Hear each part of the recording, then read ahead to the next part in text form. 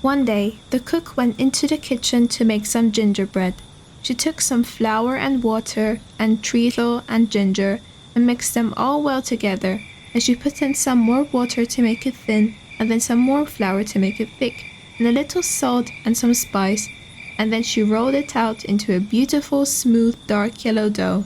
Then she took out the square tins and cut out some square cakes for the little boys, and with some round tins she cut out some round cakes for the little girls. And then she said, "I'm going to make a little gingerbread man for little Bobby." So she took a nice round lump of dough for his body, and a smaller lump for his head, which she pulled out a little for the neck. 2 other lumps were stuck on beneath for the legs, and were pulled out into proper shape with feet and toes all complete. And 2 still smaller pieces were made into arms with dear little hands and fingers. But the nicest work was done on the head, for the top was frizzed up into a pretty sugary hat. On either side was made a dear little ear, and in front, after the nose had been carefully molded, a beautiful mouth was made out of a big raisin, and 2 bright little eyes with burnt almonds and caraway seeds. Then the gingerbread man was finished ready for baking, and a very jolly little man he was. In fact, he looked so sly that the cook was afraid he was plotting some mischief. And then she put in the little gingerbread man in a far back corner, where he couldn't get away in a hurry. Then she went to sweep the parlor, and she swept till the clock struck 12, when she dropped her broom in a hurry, and exclaiming, "Lawks! The gingerbread will be all baked to a cinder." She ran down into the kitchen and threw open the oven door. And the square cakes were all done, nice and hard and brown, and the round cakes were all done, nice and hard and brown, and the gingerbread man was all done too, nice and hard and brown, and he was standing up in his corner with his little caraway seed eyes sparkling, and his raisin mouth bubbling over with mischief, while he waited for the oven door to be opened. The instant the door was opened, with a hop, skip, and a jump, he went right over the square cakes and the round cakes, and over the cook's arm, and before she could say "Jack Robinson," he was running across the kitchen floor, as fast as his little legs would carry him, towards the back door, which was standing wide open, and through which he could see the garden path. "Run, run, fast as you can! You can't catch me, I'm the gingerbread man!" The old cook turned round as fast as she could, which wasn't very fast, for she was rather a heavy woman and she had been quite taken by surprise, and she saw lying right across the doorway, fast asleep in the sun, old Mouser the cat.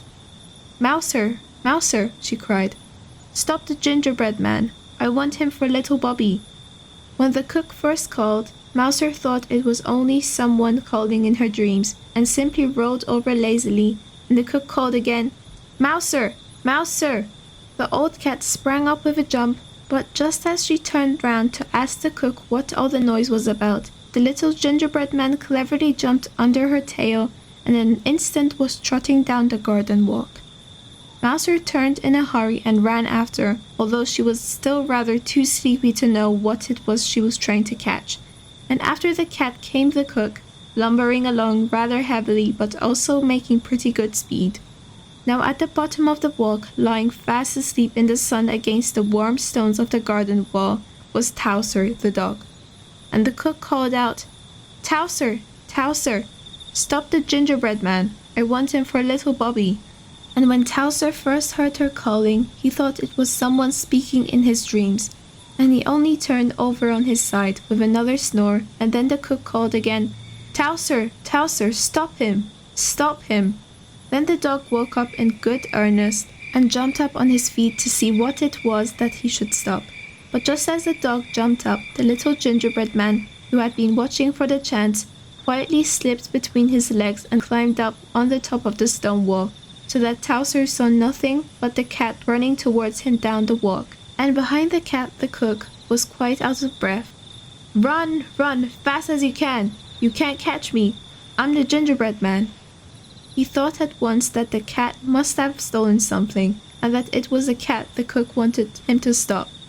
Now, if there was anything that Towser liked, it was going after the cat, and he jumped up the walk so fiercely that the poor cat did not have time to stop herself or to get out of his way, and they came together with a great fizzing, and barking, and meowing, and howling, and scratching and biting, as if a couple of Catherine wheels had gone off into the wrong way and had got mixed up with another. But the old cook had been running so hard that she was not able to stop herself any better than the cat had done, as she fell right on top of the mixed-up dog and cat, so that all three rolled over on the walk in a heap together. And the cat scratched whichever came nearest, whether it was a piece of the dog or the cook, and the dog bit at whatever came nearest, whether it was a piece of the cat or the cook, so that the poor cook was badly pummeled on both sides.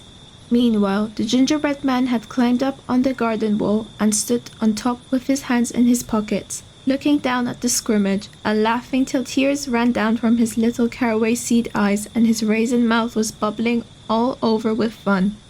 "Run, run, fast as you can! You can't catch me, I'm the gingerbread man." After a little while, the cat managed to pull herself out from under the cook and the dog, and a very cast-down and crumpled-up looking cat she was. She had had enough of hunting gingerbread men, and she crept back into the kitchen to repair damages. The dog, who was very cross because his face had been badly scratched, let go of the cook, and at last, catching sight of the gingerbread man, made a bolt for the garden wall. The cook picked herself up, and although her face was also badly scratched and her dress was torn, she was determined to see the end of the chase, and she followed after the dog, though this time more slowly. When the gingerbread man saw the dog coming, he jumped down on the farther side of the wall and began running across the field. Now in the middle of the field was a tree, and at the foot of the tree was lying Jocko, the monkey. He wasn't asleep. Monkeys never are. And when he saw the little man running across the field and heard the cook calling, "Jocko, Jocko, stop the gingerbread man," he at once gave one big jump. But he jumped so fast and so far that he went right over the gingerbread man, and as luck would have it, he came down on the back of Towser, the dog, who had just scrambled over the wall, and whom he had not before noticed. Towser was naturally taken by surprise, but he turned his head around and promptly bit off the end of the monkey's tail, and Jocko quickly jumped off again, chattering his indignation. Meanwhile, the gingerbread man had got to the bottom of the tree and was saying to himself, "Now, I know the dog can't climb a tree, and I don't believe the old cook can climb a tree. And as for the monkey, I'm not sure, for I've never seen a monkey before, but I am going up." So he pulled himself up hand over hand until he had got to the topmost branch. "Climb, climb, fast as you can! You can't catch me, I'm the gingerbread man." But the monkey had jumped with one spring onto the lowest branch, and in an instant he was also at the top of the tree. The gingerbread man crawled out to the furthermost end of the branch and hung by one hand, but the monkey swung himself under the branch, and stretching out his long arm, he pulled the gingerbread man in. Then he held him up and looked at him so hungrily that the little raisin mouth began to pucker down at the corners, and the caraway seed eyes filled with tears. And then what do you think happened? Why, little Bobby himself came running up. He had been taking his noonday nap upstairs, and in his dreams it seemed as if he kept hearing people call, "Little Bobby, little Bobby," until finally he jumped up with a start, and was so sure that someone was calling him that he ran downstairs without even waiting to put on his shoes.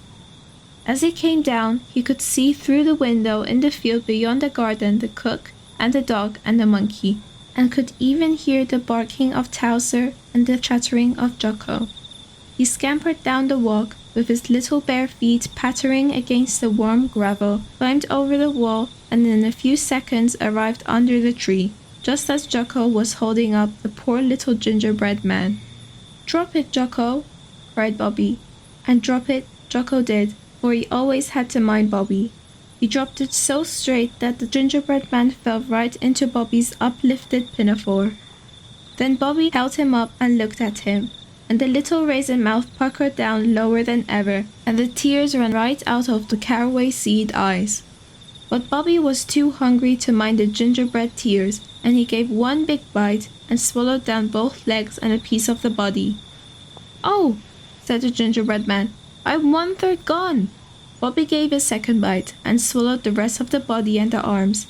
"Oh," said the gingerbread man, "I'm 2/3 gone." Bobby gave a third bite and gulped down the head. "Oh," said the gingerbread man, "I'm all gone." And so he was, and that is the end of the story.